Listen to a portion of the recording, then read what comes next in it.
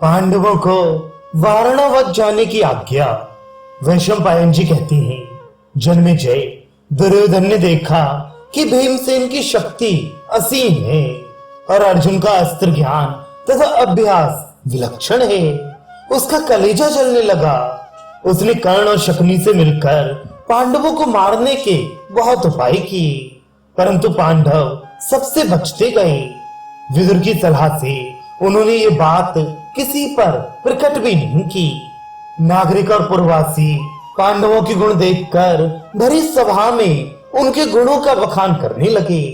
वे जहां कहीं चबूतरों पर इकट्ठे हो जाते, सभा करते, वहीं इस बात पर जोर डालते कि पांडु के ज्येष्ठ पुत्र युधिष्ठिर को राज्य मिलना चाहिए।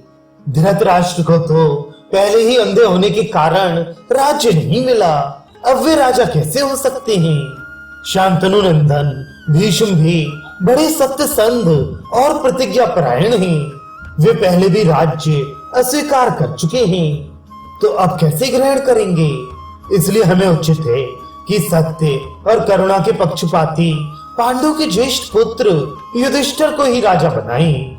इसमें कोई संदेह नहीं कि उनके राजा होने से भीष्म और धृतराष्ट्र आदि को भी कोई असुविधा ना होगी। वे बड़े प्रेम से उनको संभाल रखेंगे।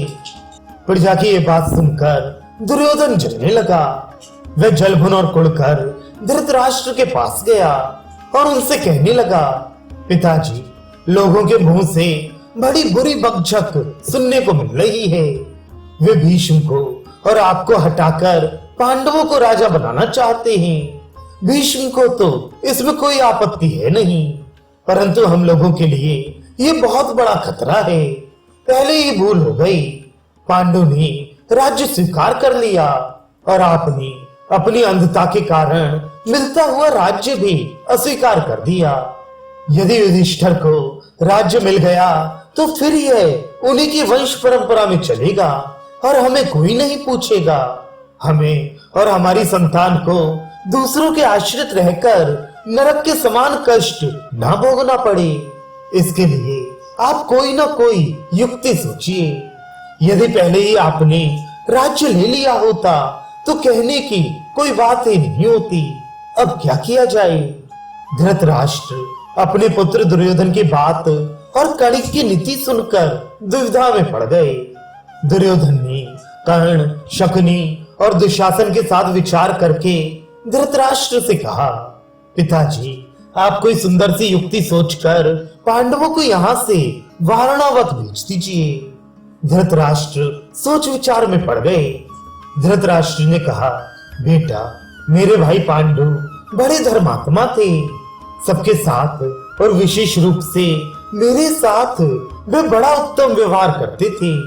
वे अपने खाने पीने की भी परवाह न रखते थे। सब कुछ मुझसे कहते और मेरा ही राज्य समझते। उनका पुत्र युधिष्ठिर भी वैसा ही धर्मात्मा, गुणवान, यशस्वी और वंश के अनुरूप है। हम लोग बलपूर्वक उसे वंश परंपरागत राज्य से कैसे च्युत कर दें, विशेष करके जब उसके सहायक भी बहुत बड़े बड़े हैं। पांडु ने मंत्री, सेना और उनकी वंश परंपरा का खूब भरण पोषण किया है। सारे नागरिक युधिष्ठिर से संतुष्ट रहते हैं। वे बिगड़कर हम लोगों को मार डालें तो क्या होगा।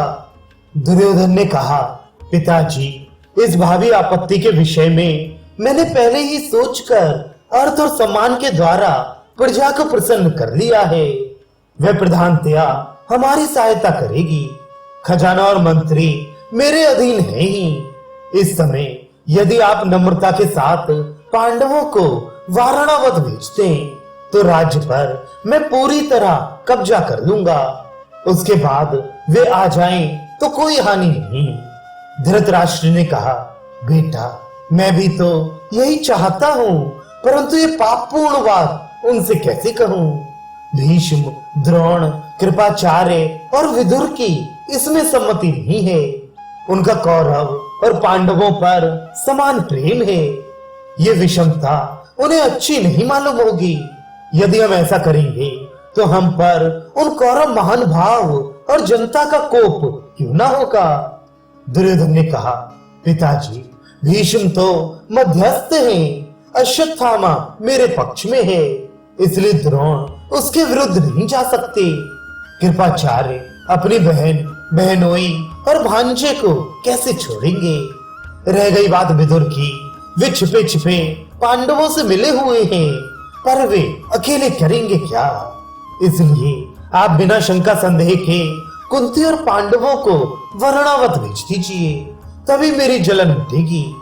ये कहकर दुर्योधन तो प्रजा को प्रसन्न करने में लग गया और धृतराष्ट्र ने कुछ ऐसे चतुर मंत्रियों को नियुक्त किया जो वारणावत की प्रशंसा करके पांडवों को वहां जाने के लिए उकसाएं।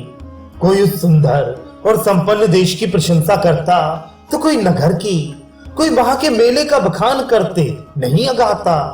इस प्रकार वारणावत नगर की बहुत प्रशंसा सुनकर पांडवों का मन कुछ कुछ वहां जाने के लिए उत्सुक हो गया। अवसर देखकर धृतराष्ट्र ने कहा, प्यारे पुत्रों, लोग मुझसे वारणावत की बड़ी प्रशंसा करते हैं। यदि तुम लोग वहां जाना चाहते हो तो हो आओ। आजकल वहां मेले की बड़ी धूम है। देखो, वहां तुम लोग ब्राह्मणों और गवैयों को खूब दान देना तथा तेजस्वी देवताओं की तरह विहार करके फिर यहाँ लौटाना। युधिष्ठिर धृतराष्ट्र की चाल तुरंत समझ गए। उन्होंने अपने को असहाय देखकर कहा, आपकी जैसी आज्ञा, हमें क्या आपत्ति है? उन्होंने कुरुवंश के वह एक भीष्म, सोमदत्त आदि बड़े बूढ़ों, द्रोणाचार्य आदि तपस्वी ब्राह्मणों तथा गांधारी आदि माताओं से दीनता पूर्वक कहा, हम राजा धृतराष्ट्र की आज्ञा से अपने साथियों के सहित वारणावत जा रहे हैं।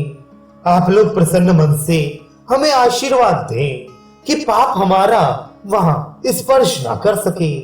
सबने कहा, सर्वत्र तुम्हारा कल्याण हो, किसी से कोई अनिष्ट ना हो, मंगल हो।